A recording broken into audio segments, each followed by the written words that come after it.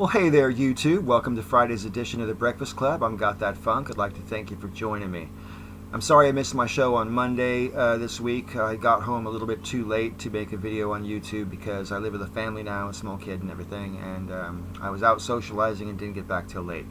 But I'm here today, and for this particular video, I would like to talk about something considerably more lighthearted than I would normally talk about in a YouTube video, or in a Breakfast Club video. I mean, I would talk about this thing on my own channel all the time, but it actually surprises me that I haven't already made this video on my channel. Because recently, throughout 2017, for reasons which I don't need to go into, and don't worry, there's no cause for alarm, but I've been doing an awful lot of sort of introspection and on an existential kind of level, and considering my mortality and all that kind of thing. And you may or may not know this about me, but for 12 years, the first 12 years of my professional life as a young man, I was a DJ.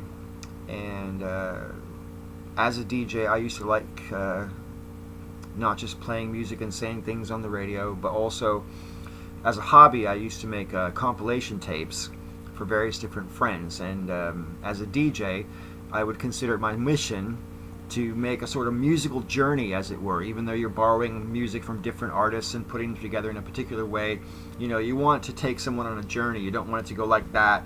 You want it to sort of meander and go all over the place, and maybe it has an underlying theme or message, maybe it doesn't, depending on the person and music that you're using. Anyway, so I used to like making compilation tapes a lot. And now I make compilation playlists, excuse me, just to amuse myself. Sometimes I'll come up with a theme and I'll make a playlist. And recently, with all my sort of existentialist ponderings, I decided it was a good idea for me to make my death tape. What do you mean, my death tape? Well, I wanted to make an album, a compilation album, for the people who attend my funeral after I'm dead.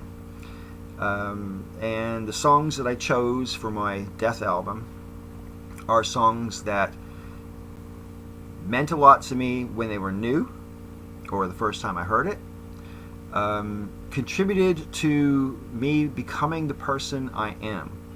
That's pretty important. And music that and the other criteria is I have to still enjoy it now. I can't have gone off it or never listened to it anymore, that kind of thing. And the album is about an hour long, and though I say it myself, it's incredibly sort of reflective of who I am and how I got to be who I am. And one thing that has become like immensely clear to me while I was composing this compilation was just how much of an impact the music that I've liked over my lifetime has had on my life. I mean, I've always known the obvious ones. Like, for example, I've told this story before on my own channel, so I'll give you the brief version. When I was a DJ on the radio, I got a call one day from a British chick who was requesting a song by Yes, which just happens to be one of my 3 favorite bands. And long story short, I mentioned that it was my favorite band. We got to talking. 7 months later to the day, we were married. And after that, I came to live in this country, and there's 2 kids, human beings now, they're not even kids anymore, walking around who wouldn't exist if it wasn't for the fact that I liked that band. That blows my mind. I wouldn't even be in this country if I didn't like that band. My kids wouldn't exist if I didn't like that band. That's just one example. There's plenty of other examples, like when you're growing up. When I was in my mid-20s as a DJ on the radio, I used to take a little bit of umbrage to these sort of fundamentalist Christians who were, you know, saying that you shouldn't listen to heavy metal and all that kind of thing because it's a bad influence on young minds and all this sort of thing. And at the time, I was vociferously of the opinion that, you know, the music that you like doesn't affect who you are. You like it because of who you are. But it's a chicken and egg thing. You like it because you're that person. You don't become that person because you like it. And now I actually don't think it's that simple. I do think that the music that you like when you're young, and when you're young I'm talking about in your formative years, so anything between sort of 5 and 20 years old in particular, the music that you like and that you listen to a lot and that you really absorb, I personally believe will have some kind of long-term lasting effects on your life. The thing is, what I think the fundies used to get wrong back in the day is they think that you could predict what those consequences would be, and that if you like sort of aggressive, heavy metal music, for example, that you would turn into an aggressive person as a result of that. I just don't think that's true. I do think that the music that you listened to when you were young and that you really got into and that you identified with and you sort of helped you guide your thinking and helped you decide who you are, yeah, it's going to have long-term effects, but you can't predict what those long-term effects could be. So just because someone listens to aggressive music, for example, doesn't necessarily mean they're going to be an aggressive person if that's not already their nature ahead of time. And it's certainly true with me. When I was making my Death album, I was looking at some of these songs and realizing now my life has almost been a 50-year-long effort at emulation for certain ideals that I've sort of absorbed off of various songs and so on in my life. So I am now of the opinion that music definitely has an effect on you when you're young, but you can't predict what that effect is going to be. You can only know what it was as a result of reflection after the fact when you look back. That's my opinion. Another thing about music that I find really, really important and valuable is that music can bridge divides between different people. For example, right here on The Breakfast Club, occasional guest host Brock Lawley. Back in the day when YouTube atheism was a bigger thing, I made more video responses to videos to Brock than I've ever made to anyone else on YouTube. I think I made something like 14 video responses over the course of about a year and a half, 2 years to Brock, something like that. Way more than the next one down. I think the next one down was, he was called Nicotine 2 at the time. He's now ContraPoints, or she is now ContraPoints.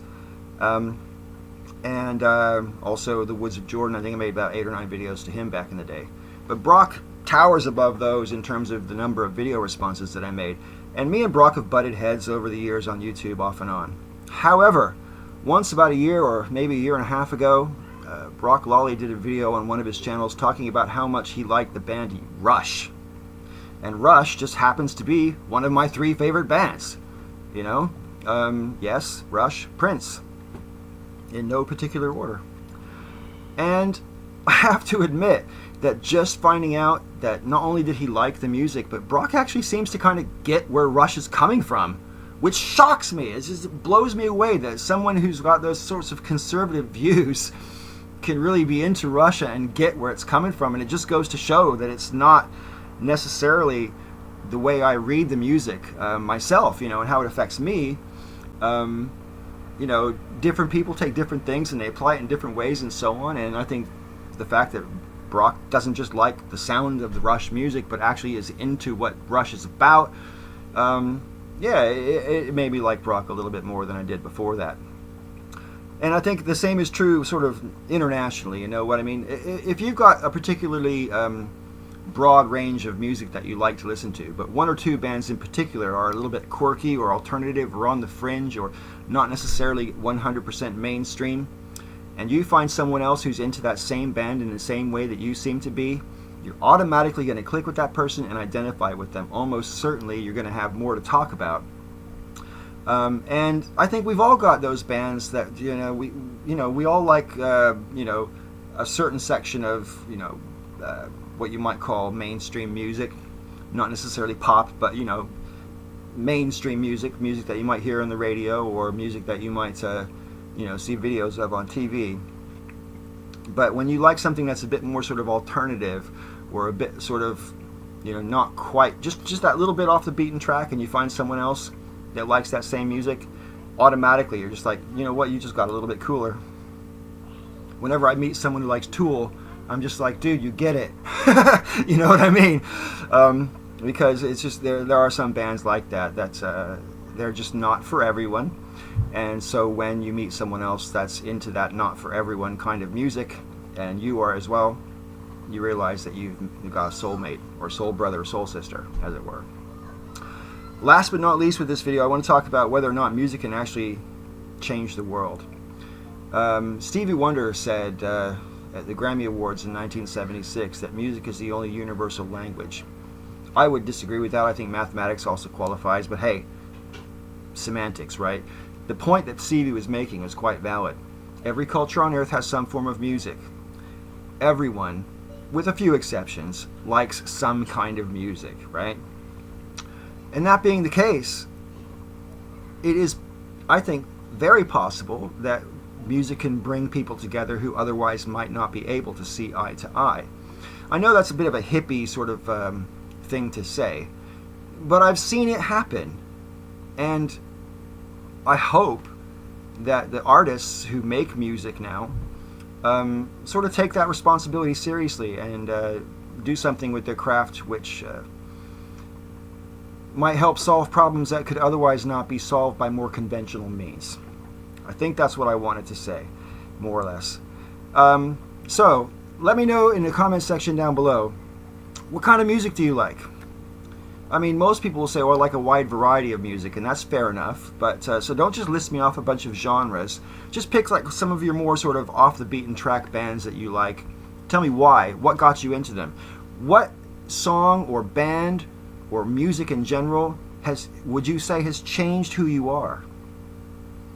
Helped you become the person you are? That kind of thing. And why? Why did this song or that song help you become the person you are? And who do you think you would be if you never heard that?